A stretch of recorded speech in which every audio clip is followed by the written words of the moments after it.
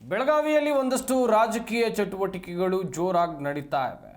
ಗಮನಿಸ್ತಾ ಹೋಗೋದಾದ್ರೆ ಇದನ್ನ ಕೆಲವೊಂದಿಷ್ಟು ಜನ ರಾಜಕೀಯ ಧ್ರುವೀಕರಣ ಕೂಡ ಅಂತ ಹೇಳ್ತಾ ಇದ್ದಾರೆ.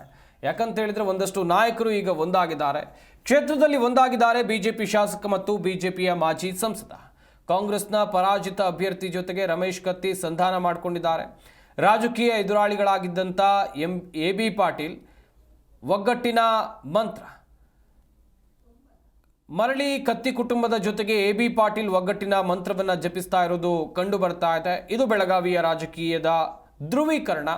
ಕಾಂಗ್ರೆಸ್ನಿಂದ ಜಾರಿದ್ದಂಥ ಹಿರಣ್ಯಕೇಶಿ ಸಹಕಾರಿ ಸಕ್ಕರೆ ಕಾರ್ಖಾನೆ ಮರಳಿ ತೆಕ್ಕೆಗೆ ಪಡೆಯೋಕೆ ರಮೇಶ್ ಕತ್ತಿ ಬಹುತೇಕ ಯಶಸ್ವಿಯಾದಂತೆ ಕಂಡು ಬರ್ತಾ ಇದೆ.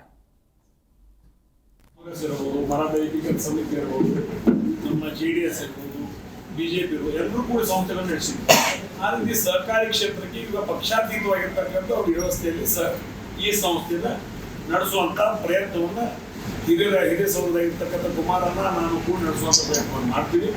ಅದಕ್ಕೆ ಬೇಕಾಗಿರ್ತಕ್ಕಂಥ ಸಹಾಯ ಸಹಕಾರವನ್ನು ತಾಲೂಕಿನ ಏನು ಜನ ಅದ, 3 ತಾಲೂಕಿನ ಜನ ಅದ, ಒಂದು ಚಿಕ್ಕೋಡಿ ತಾಲೂಕಾ, ಒಂದು ಹುಕ್ಕೇರಿ ತಾಲೂಕಾ ಹಾಗೂ ಮತ್ತು ಗಡಿಯಿಂದ ಸ್ಥಳ ಮತ್ತು ಆ ತಾಲೂಕಿನ ಜನರನ್ನು ವಿಶ್ವಾಸ ತೋರ್ತೀವಿ, ಇದ್ದಂಥ ಕಾರ್ಮಿಕರನ್ನು ವಿಶ್ವಾಸ ತೋರ್ತೀವಿ. ಏನು ಸಮಸ್ಯೆಗಳದಾವ, ಯಾವ ರೀತಿ ನಾವು ಪರಿಹಾರ ಮಾಡಬೇಕು ಅನ್ನೋದ್ರ ಬಗ್ಗೆ ಮಾರ್ಗಗಳನ್ನು ಹುಡುಕಾಡ್ತೀವಿ. ಅದ್ರ ಬಗ್ಗೆ ಪರಿಹಾರ ಮಾಡೋದ್ರ ಮುಖಾಂತರ ಇದು ಮೊದಲು ಯಾವ ರೀತಿಯ ಒಂದು ಸಂಸ್ಥೆ ವ್ಯವಸ್ಥಿತವಾಗಿ ನಡೆದು ಬಂದಿತ್ತು ಅದೇ ರೀತಿಯಲ್ಲಿ ವ್ಯವಸ್ಥಿತವಾಗಿ ನಡೆಸ್ಕೊಂಡು ಹೋಗ್ತೀವಿ.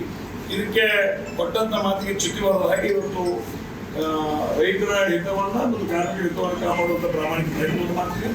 ಇನ್ನು ಅವರು ನೀವೆಲ್ಲ ತಿರುಗಿ ಕೇಳೋ ಹಾಗೆ ಅವರು ಕಾಂಗ್ರೆಸ್ ಪಕ್ಷದ ನಿಷ್ಠಾವಂತ ಕಾರ್ಯಕರ್ತರು, ನಾವು ಭಾರತೀಯ ಜನತಾ ಪಕ್ಷದ ನಿಷ್ಠಾವಂತ ಕಾರ್ಯಕರ್ತ. ನಮ್ಮ ಪಕ್ಷದ ಯಾವುದೇ ಚುನಾವಣೆಗಳು ಬಂದಂಥ ಸಂದರ್ಭದಲ್ಲಿ ಅವರ ಜನ ತಗೊಂಡು ಅವ್ರು ತಿರುಗಾಡ್ತಾರೆ, ನಮ್ಮ ಜನ ತಗೊಂಡು ನಾವು ತಿರುಗಾಡ್ತಾರೆ. ಕಾಂಗ್ರೆಸ್ ಇರ್ಬೋದು, ಮರಾಠ ಸಮಿತಿ ಇರ್ಬೋದು, ನಮ್ಮ JDS ಇರ್ಬೋದು, ಬಿಜೆಪಿ ಇರ್ಬೋದು, ಎಲ್ಲರೂ ಕೂಡ ಸಂಸ್ಥೆಗಳನ್ನು ನಡೆಸಿದ್ರು. ಆ ರೀತಿ ಸಹಕಾರಿ ಕ್ಷೇತ್ರಕ್ಕೆ ಈಗ ಪಕ್ಷಾತೀತವಾಗಿರ್ತಕ್ಕಂಥ ಒಂದು ವ್ಯವಸ್ಥೆಯಲ್ಲಿ ಈ ಸಂಸ್ಥೆನ ನಡೆಸುವಂತ ಪ್ರಯತ್ನವನ್ನ ಹಿರಿಯ ಸೌಧವಾಗಿರ್ತಕ್ಕಂಥ ಕುಮಾರನ್ನ ನಾನು ಕೂಡ ನಡೆಸುವಂತ ಪ್ರಯತ್ನವನ್ನು ಮಾಡ್ತೀವಿ. ಅದಕ್ಕೆ ಬೇಕಾಗಿರ್ತಕ್ಕಂಥ ಸಹಾಯ ಸಹಕಾರವನ್ನು